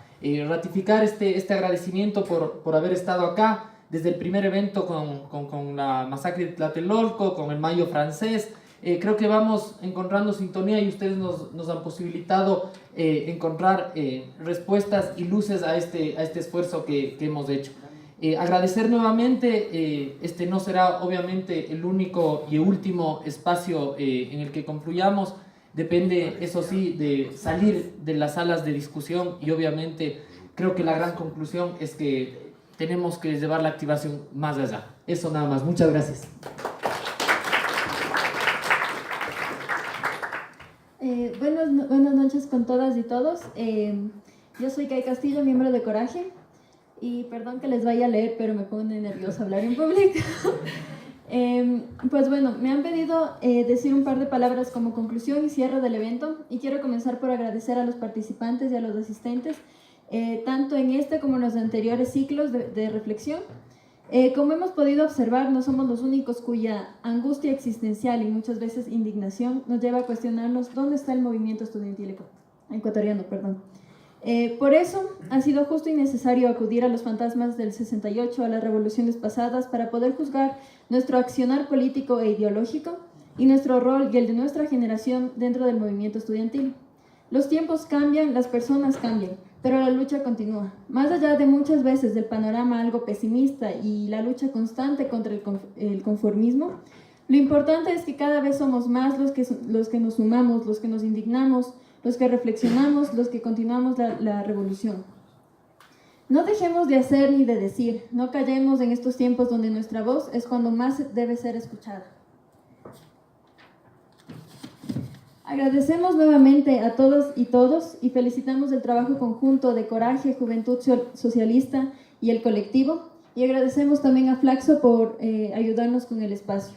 Además, nos parece un momento oportuno el anunciar la segunda edición de la revista de Coraje, Movimiento Estudiantil Ecuatoriano, más allá de la reforma de Córdoba. E invitamos a todas y todos a su lanzamiento el día miércoles 25 de julio.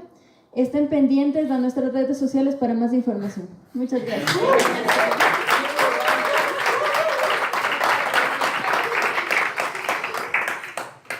Buenas noches con todos y todas. La verdad, yo soy Fernando Muñoz Miño del Colectivo y para mí es un gusto realmente culminar este ciclo de 3 espacios de reflexión y de encuentro entre no solo nuestras organizaciones, sino con todos los que han querido destinarnos un poquito de su tiempo.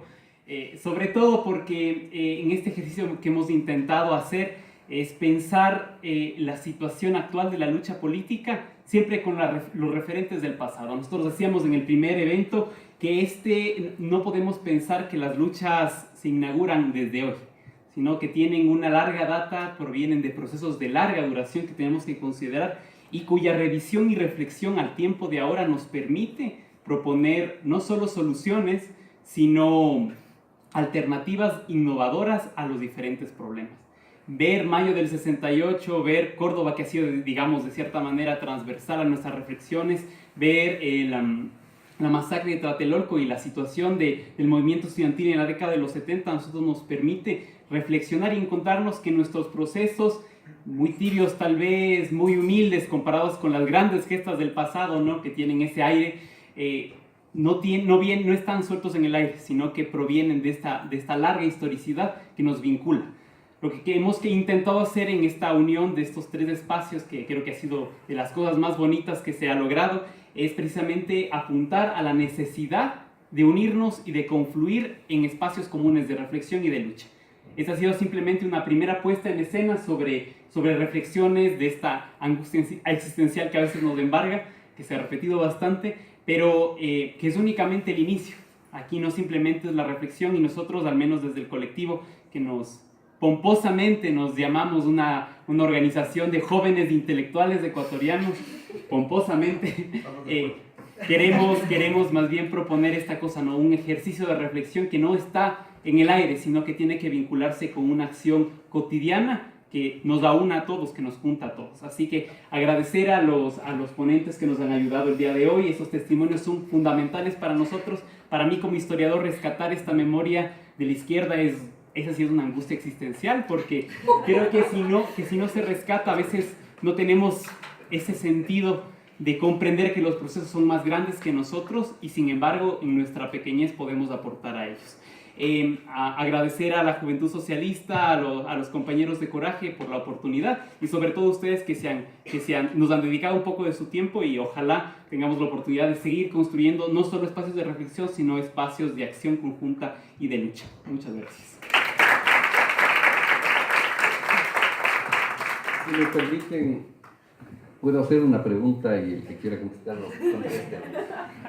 ¿Quién está dispuesto de ustedes a militar en el movimiento estudiantil? No olvídense de militancia política necesariamente, porque si es que su propia motivación no les conduce a aquello, creo que algo más habrá que reflexionar, Fernando. Y si es que alguien quiere contestar, sería bueno saberlo. ¿O qué significa para ustedes la militancia en Coraje? ¿Qué significa para ustedes la militancia, si es que es militancia en, ¿cómo se llama?, el colectivo, o los que sí son parte de un partido, del Partido Socialista de la Juventud? ¿Qué significa? ¿Para qué? ¿Por qué? Porque si es que esos elementos no nos mueven, algo hay que replantearse y no quedarse solamente en la reflexión, ¿no? Y si me permiten, y ustedes tienen tiempo, yo me quedo aquí escuchando. Porque es parte de un conflicto que de alguna manera nos planteamos varios. Bueno, ¿y cuál es la alternativa para darle una perspectiva a este país?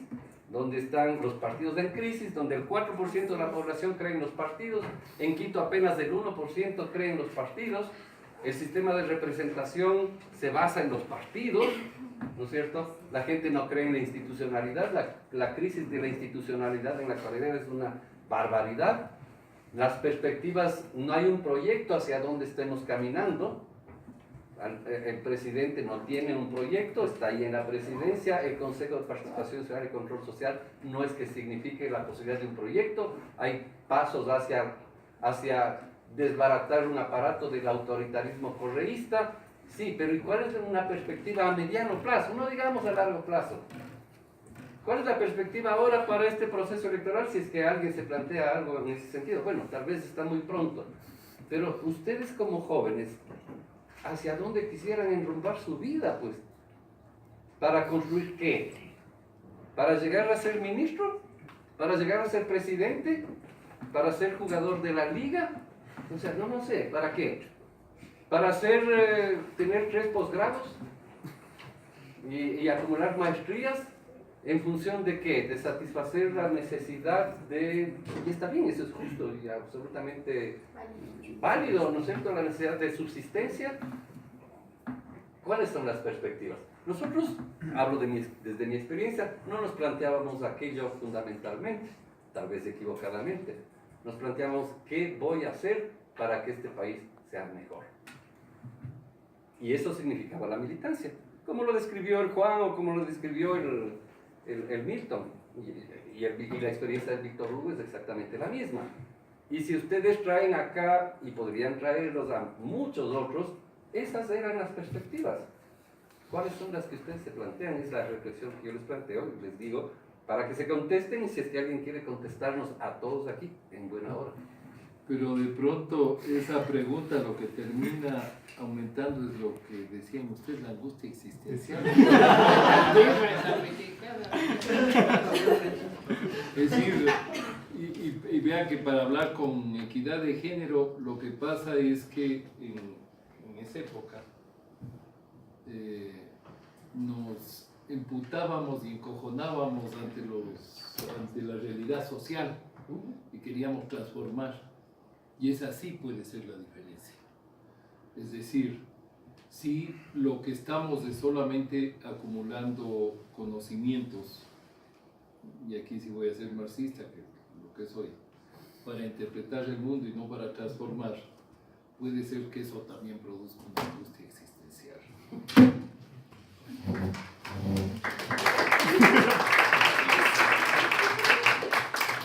Bueno, yo como estudiante lo que espero del movimiento estudiantil, y bueno, como está bastante fragmentado y creo que a veces se lleva un poco a luchas un chance individuales, creo que lo que espero es, primero como mujer y como estudiante, que no haya acoso en las aulas universitarias, que si es que existen estos casos de acoso, que se los juzgue como debe ser, que a las personas que cometen acoso se las mande, que no exista una educación sexista, que exista educación con perspectiva de género. Y creo, yéndonos un poco más allá de lo que son las reivindicaciones feministas, libre acceso a la universidad, universidad libre de universidades y colegios libres del proselitismo político, y creo que tal vez un poco más de educación crítica y educación en base a derechos humanos dentro de los planes educativos. Para mí esas son reivindicaciones estudiantiles actuales, personales, y creo que de muchas personas que estamos aquí las compartimos.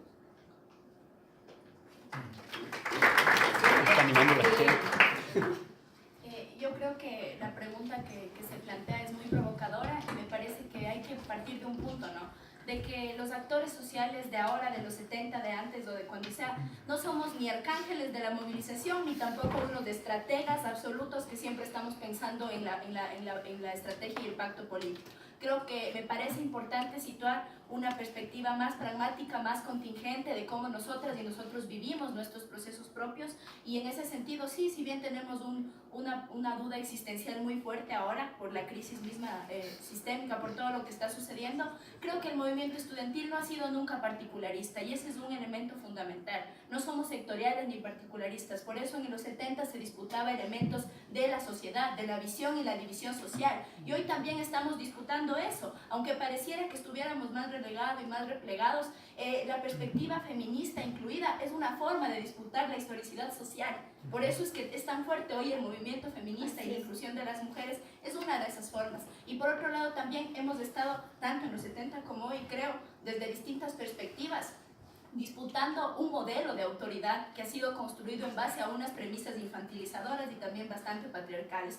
Y ese modelo de autoridad se ha disputado tanto a la interna institucional como a la externa, pero también queda el pendiente de esa disputa en las directivas mismas de las organizaciones estudiantiles y las organizaciones sociales. Creo que hay un pendiente muy profundo para analizar.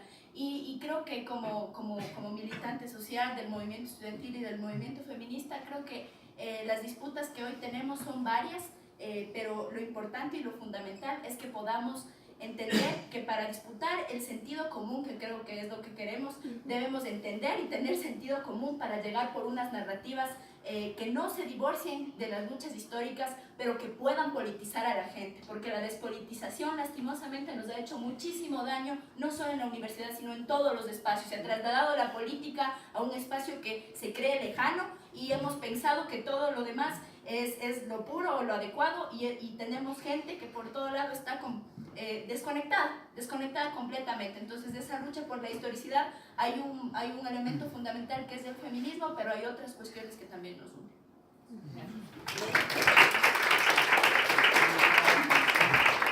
Bueno, muchas gracias con todos.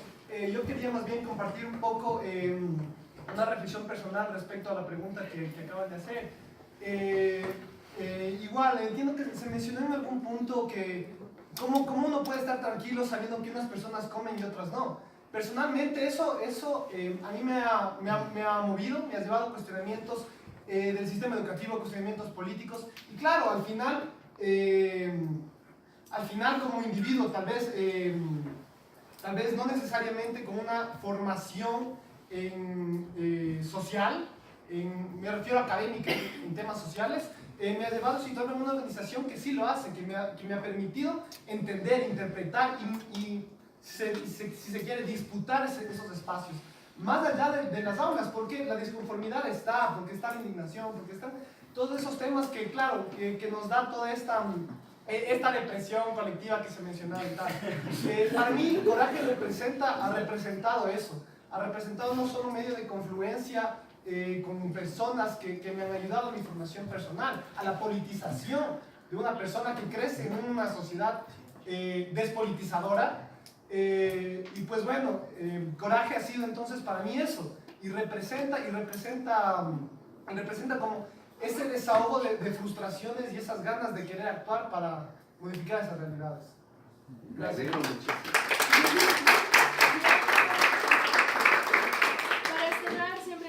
Nos queda corto reiterar los agradecimientos a nuestros invitados, al público. Les invitamos a seguirnos en las redes. El video va a estar cargado, entiendo, o esta no. semana sí. Y sigamos reflexionando y que bueno, todo esto nos sirva sobre todo para la acción. Gracias.